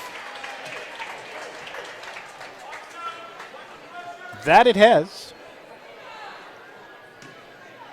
And some drama, Bobby, I see. It is. I mean, I don't know.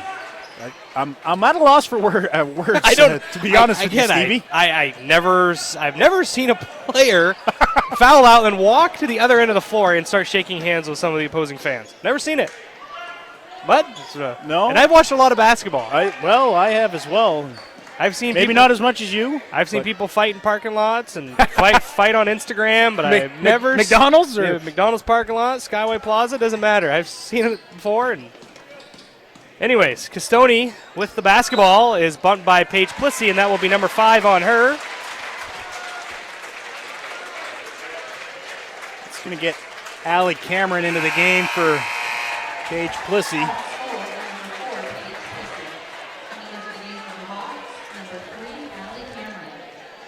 Going to be that much more difficult for the Hawks with Paige and Plissy out with the 5 fouls. 2 key components to their starting roster. I think we might. I'd like, for interview for the boys game, I'm going to go down and see if Superintendent Ben Greenlaw would like to come up and join us. Maybe we'll ask him. Oh, we could get either him or Assistant Principal Joe Greaves. He was right on the spot as well. They met in the middle. Of course, our friend Josie down there, he's looking very former dapper. soccer coach. He's accustomed to some rough play. Brought the tie out. 50-36. Prescott with the lead. And right now, if you're the Wildcats, just play position defense. You don't have to foul. Cassavant straight up. Get the contact. We've been fouling all game. Might I as know. well go right down to the buzzer. Keep it going for the last 2. But certainly don't want to give them any extra chances. Keep the clock running. There's a lot of red dots up on that scoreboard. Craig Nickerson, fine scorekeeper here at Wildcat Nation, is busy today. Stoney spins away from the trap, hands off to Schoberg as Tracy made the free throw. That was a good job right there by the Wildcats not to panic. It certainly was getting close to 10 seconds. They didn't panic.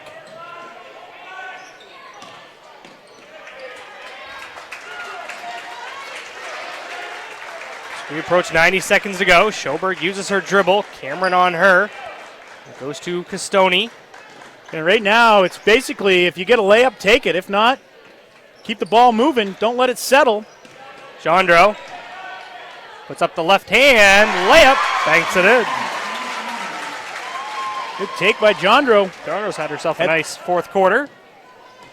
8 points in the quarter, 11 in the game. Gallup as we approach 1 minute to play.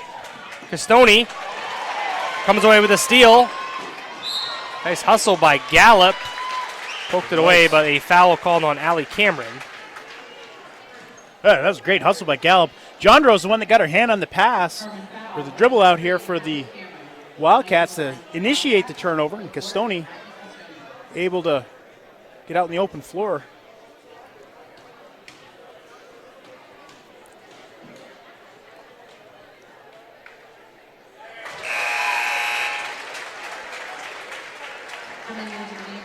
as Hermon unloads the bench. Crystal Rogers is in. Ashley Cody. Also have Sadie Campbell. Faith Coombs.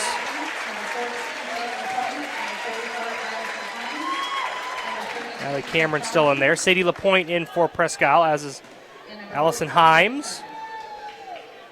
Anna Trombley, Jenna Sargent, and Castoni at the line as Hattie Buber is set to check in.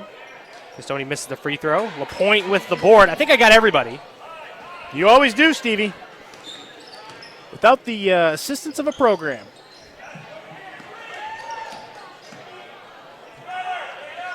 Three-pointer on the way from Campbell. She buries it. We're going to get a foul away from the ball here. I don't know exactly which way it's going. Looks to me like it's going to be called on Hermon, so the basket will count, but foul is on Rogers. So LaPointe will get a chance to shoot a couple free throws.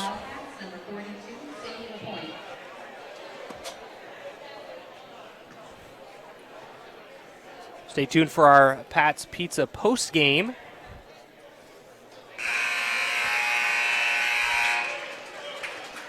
As Buber checks in for Castoni.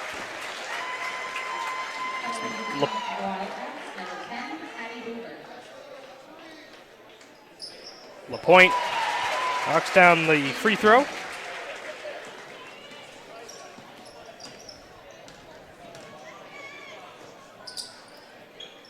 Backdoor feed, they get it to Campbell, lost her footing, but kept the dribble. It's out to Cody, pass intended for Rogers, was too far. And stolen by Hattie Buber.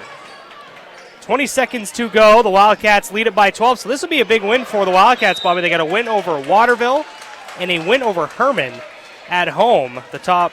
The Wildcats are so tough at home as well. Play exceptionally good defense here today.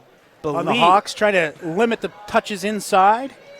These two wins alone that we're talking about, Waterville and Hermon, that should probably keep them in the top four. And Hermon, they only play Hermon once, so they will get all of the heel points that Hermon will compile the rest of the season. So, yeah, those two wins right there could give the Wildcats top four seed. Top four, yeah. I would think, I wouldn't say easily, but certainly have to continue to win games, but those are two huge wins. It could catapult them to the number 1 seed. As time expires, and that's your final score. The Wildcats pick up the victory 54-42 over the Hermon Hawks. Give you some final numbers for you as I tally them up in my scorebook. The Hermon Hawks were led by Megan Tracy with 16 points. Maddie LaBelle had 8. Sydney Gallup with 6. Paige Plissy with 5. Charlotte Karen with 1. Grace Page had 3.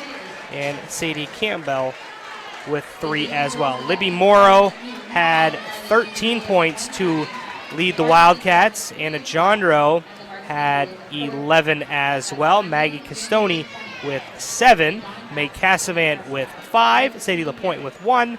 And Rebecca Ryder with 1 as well. As we get set for our Pat's Pizza post game, waiting to see who Bobby will grab as the boys get set to run out. Why don't we take a 60-second break? When we come back, we'll have our Pat's Pizza post game guest after this on WHOU. Excellence at ground level is what you get with J. McLaughlin Construction in Holton. Founded in 2012, the company plans the construction of streets, residential areas, and commercial buildings, and they are involved in both public and private projects. Their high-quality work and many years of experience have earned them an excellent reputation and a loyal client base. Regardless of whether you need a detailed plan for a building or would like to build a road, J. McLaughlin Construction is your reliable partner for all your engineering needs. Call J. McLaughlin Construction at 532-6335 or 694-2546. White Smiles Family Dentistry realizes that life gets busy. We have locations in Presque Isle and Fort Fairfield to better accommodate your busy schedule. If you need to see a dentist but don't want to wait months for an appointment, then call White Smiles Family Dentistry. We are always accepting new patients and can accommodate you as quickly as possible. We offer the area's most complete dentistry, including implants, extractions, root canals, and implant-retained dentures, which saves you from trips downstate or transfers to another dental office. Don't wait months to see your dentist. Call White Smiles Family Dentistry today.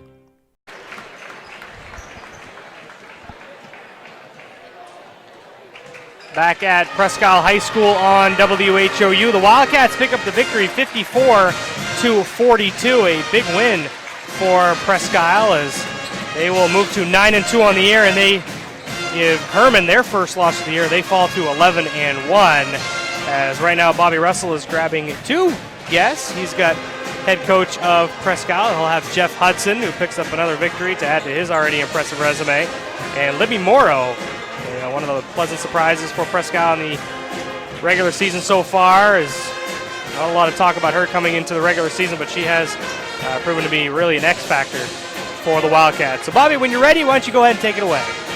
Thanks, Stevie, with our Pat's Pizza post-game guest, Coach Hudson, Libby Morrow. Coach, 2 huge wins here in Wildcat Nation this year. Yeah, we ought to have the tournament right here. We'd be pretty tough, I think. Well, you've been tough here every year.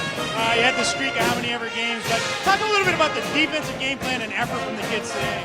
Ever since the Holton game, our defense has been fantastic. Really, they're a tough team. They play high-low with, with Tracy and Paige, and they're really tough to stop. But our kids, they're so gritty. They're so tough.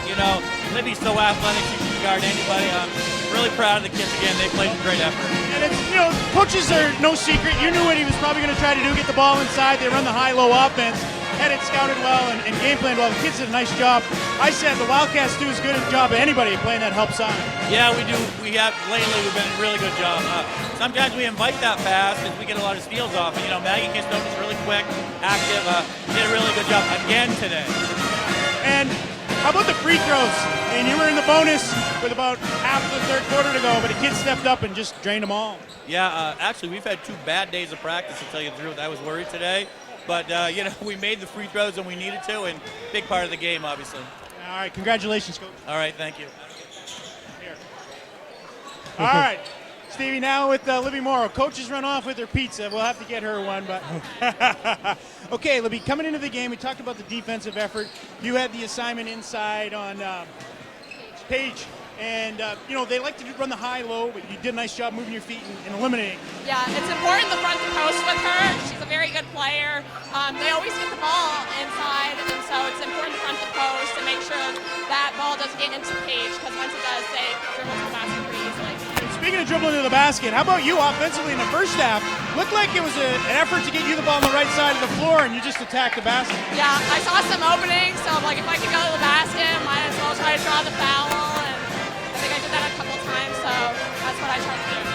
And talking to the coaches, they talk about toughness and wanting to get tougher. And I thought, not just you, but the entire team, but I thought since the Waterville game, you've gained a whole lot more confidence on the floor. Do you feel that way yourself? Oh, big time. These big wins against Waterville, MVI, Hermon, it's just a confidence booster. And I think we've been playing really well this year, offensively and defensively. And 9-2 after 11 games certainly must feel really good. Yeah, it feels amazing. I love it. All right, so go enjoy this with your teammates, and congratulations. Thank you so much. All right, you're welcome. Back to you, Stevie. All right, that was our Pat's Pizza post-game guest. We had Libby Morrow and Jeff Hudson. We'll make sure to get her a free pizza certificate. That will do it for Game 1 as the Wildcats pick up the win, 54-42. We'll be back in approximately 5 minutes for the Jay McLaughlin Construction pregame show, and then the start of the boys' game between Hermon and Presque Isle on WHOU.